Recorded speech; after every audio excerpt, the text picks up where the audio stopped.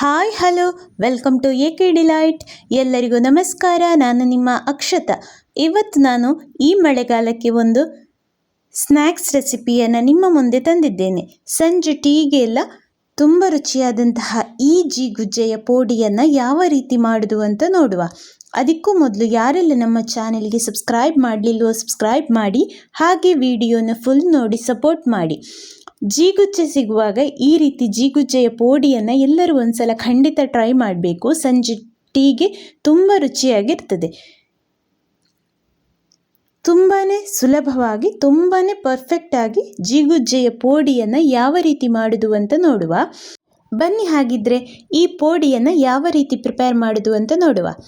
ನೋಡಿ, ನಾನಿಲ್ಲಿ ಒಂದು ಜಿಗುಜ್ಜೆಯನ್ನು ತಗೊಂಡಿದ್ದೇನೆ. ಇದೀಗ ಬೆಳೆದಂತಹ ಜಿಗುಜ್ಜೆ, ತುಂಬ ಎಳೆಯದಾದಂತಹ ಜಿಗುಜ್ಜೆ ಅಲ್ಲ, ಚೆನ್ನಾಗಿ ಬೆಳೆದಂತಹ ಜಿಗುಜ್ಜೆ. ಇನ್ನಿದನ್ನು ಕಟ್ ಮಾಡಿಕೊಳ್ಬೇಕು. ಹೊರಗಿನ ಸಿಪ್ಪೆ ಎಲ್ಲ ತೆಗೆದು ಕ್ಲೀನ್ ಮಾಡಿಕೊಳ್ಬೇಕು. ನೋಡಿ, ಈ ರೀತಿ ಕಟ್ ಮಾಡಿಕೊಳ್ತಾ ಇದ್ದೇವೆ. ನೋಡಿ, ಈ ರೀತಿ 4 ಪೀಸ್ ಕಟ್ ಮಾಡಿ ಒಳಗಿನ ವೇಸ್ಟ್ ಪಾರ್ಟ್ ಹಾಗೆ ಹೊರಗಿನ ಸಿಪ್ಪೆಯನ್ನು ತೆಗೆದುಕೊಳ್ಬೇಕು. ನೋಡಿ, ಈ ರೀತಿ ತೆಳುವಾಗಿ ಸಿಪ್ಪೆಯನ್ನು ತೆಗೆದುಕೊಳ್ಳಿ. ಈ ಪೋಡಿ ಮಾಡುವಾಗ ಸಿಪ್ಪೆ ಎಲ್ಲ ಇರಬಾರ್ದು ಇದರಲ್ಲಿ. ನೋಡಿ, ಈ ರೀತಿ ಹೊರಗಿನ ಸಿಪ್ಪೆಯನ್ನು ಕ್ಲೀನ್ ಮಾಡಿ ನೀರಿಗೆ ಹಾಕಿಕೊಳ್ಬೇಕು. ಡೈರೆಕ್ಟಾಗಿ ಹಾಗೆ ಇಡಬೇಡಿ, ಅದು ಬೇಗ ಕಪ್ಪಾಗ್ತದೆ. ಹಾಗೆ ಅದರಲ್ಲಿ ಮೇಣದ ಅಂಶ ಇರುವ ಕಾರಣ ಅದನ್ನು ಈ ರೀತಿ ಕಟ್ ಮಾಡಿ ನೀರಿಗೆ ಹಾಕಿಕೊಳ್ಬೇಕು. ನೋಡಿ, ಈ ರೀತಿ ಸಣ್ಣ ಸಣ್ಣ ಪೀಸುಗಳನ್ನಾಗಿ ಕಟ್ ಮಾಡಿಕೊಳ್ಳಿ. ಇನ್ನು ನೋಡಿ, ಈ ರೀತಿ ಕಟ್ ಮಾಡಿಕೊಂಡ್ರಾಯ್ತು. ನೋಡಿ, ಈ ಸೈಜಲ್ಲಿ ಇರಬೇಕು. ಇಷ್ಟು ದೊಡ್ಡ ತುಂಡುಗಳನ್ನಾಗಿ ಕಟ್ ಮಾಡಿಕೊಂಡ್ರಾಯ್ತು. ನಿಮಗೆ ಚಾಕುವಲ್ಲಿ ಸುಲಭ ಆಗ್ತದೆ ಅಂತಾದರೆ ನೀವು ಚಾಕುವಿನ ಸಹಾಯದಲ್ಲಿ ಕೂಡ ಈ ರೀತಿ ಮಾಡಿಕೊಳ್ಬಹುದು. ನೋಡಿ, ನಾವು ಎಲ್ಲವನ್ನ ಈ ರೀತಿ ಸಣ್ಣಗೆ ಕಟ್ ಮಾಡಿ ನೀರಲ್ಲಿ ಹಾಕಿಕೊಂಡು ಚೆನ್ನಾಗಿ ವಾಶ್ ಮಾಡಿಕೊಳ್ತಾ ಇದ್ದೇವೆ. ನೋಡಿ, ಇದನ್ನು ಈ ರೀತಿ ತೊಳೆದು ಒಂದು ಪ್ಲೇಟಿಗೆ ಹಾಕಿಕೊಂಡ್ರಾಯ್ತು.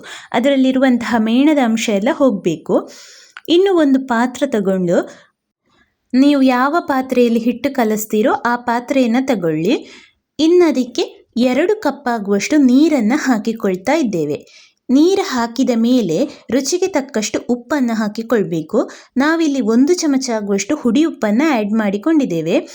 ದೊಡ್ಡ ಚಮಚ ಆದರೆ 1 ಚಮಚ ಸಾಕು, ಸಣ್ಣ ಚಮಚ ಆದರೆ 1.5 ಚಮಚ ಆಗುವಷ್ಟು ಹುಡಿ ಉಪ್ಪನ್ನು ಆ್ಯಡ್ ಮಾಡಿಕೊಂಡಿದ್ದೇವೆ.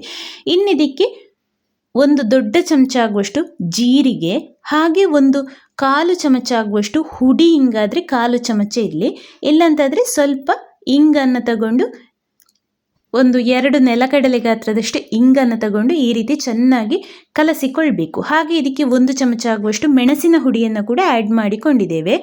ಒಂದ್ಸಲ ಚೆನ್ನಾಗಿ ಕರಗಿಸಿಕೊಂಡು ಅದಕ್ಕೆ 1 ಕಪ್ ಆಗುವಷ್ಟು ಅಕ್ಕಿ ಹುಡಿ, ಹಾಗೆ 3 ಕಪ್ ಆಗುವಷ್ಟು ಕಡಲೆ ಹುಡಿಯನ್ನು ಈ ರೀತಿ ಹಾಕಿಕೊಳ್ಬೇಕು.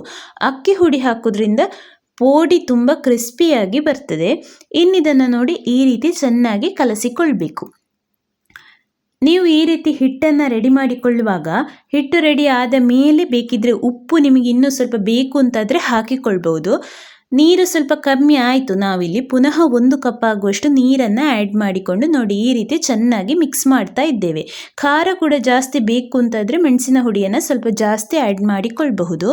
ನೋಡಿ, ಈ ರೀತಿ ಹಿಟ್ಟನ್ನು ಯಾವುದೇ ಗಂಟು ಇಲ್ಲದ ರೀತಿ ಕಲಸಿಕೊಳ್ಬೇಕು.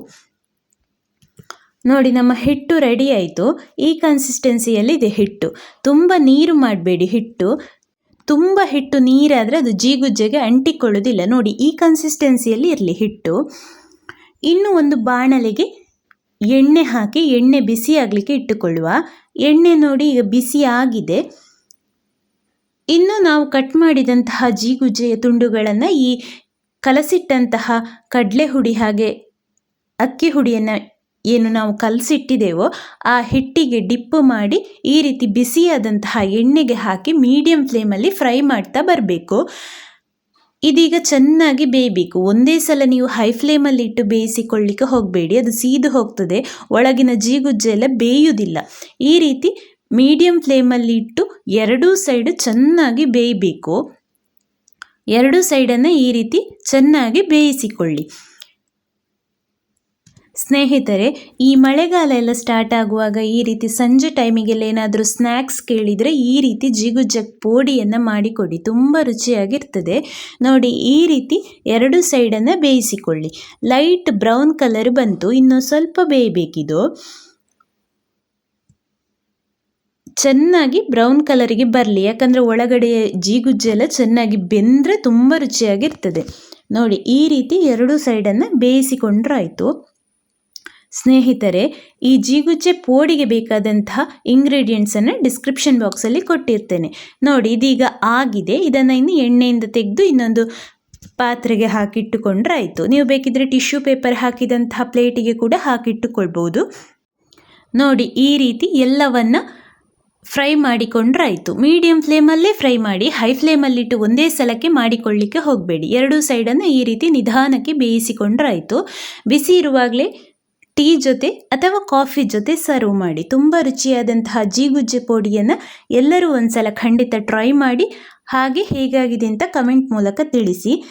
ಈ ಪೋಡಿ ಮಾಡುವಾಗ ನೀವು 1 ಕಪ್ ಆಗುವಷ್ಟು ಅಕ್ಕಿ ಹುಡಿಯನ್ನು ಆ್ಯಡ್ ಮಾಡಿಕೊಂಡ್ರೆ ಕ್ರಿಸ್ಪಿಯಾಗಿ ಬರ್ತದೆ. ಖಾಲಿ ಕಡಲೆ ಹುಡಿಯಲ್ಲಿ ಮಾಡುವ ಬದಲು ಈ ರೀತಿ ಸ್ವಲ್ಪ ಅಕ್ಕಿ ಹುಡಿಯನ್ನು ಆ್ಯಡ್ ಮಾಡಿ ಪೋಡಿ ಎಲ್ಲ ಮಾಡಿ, ತುಂಬ ಕ್ರಿಸ್ಪಿಯಾಗಿ ತುಂಬ ರುಚಿಯಾಗಿ ಬರ್ತದೆ. ಸ್ನೇಹಿತರೆ, ಹಾಗಿದ್ರೆ ಈ ಒಂದು ವಿಡಿಯೋ ಎಲ್ಲರಿಗೂ ಖಂಡಿತ ಇಷ್ಟ ಆಗಿದೆ ಅಂದ್ಕೊಳ್ತೇನೆ. ಹಾಗಿದ್ರೆ ಒಂದು ಲೈಕ್ ಕೊಟ್ಟು ಶೇರ್ ಮಾಡಿ, ಸಬ್ಸ್ಕ್ರೈಬ್ ಮಾಡಿ, ಹಾಗೆ ಬೆಲ್ ಐಕಾನನ್ನು ಪ್ರೆಸ್ ಮಾಡಿ. ಮುಂದಿನ ವಿಡಿಯೋದೊಂದಿಗೆ ಸಿಗೋಣ. Thank you.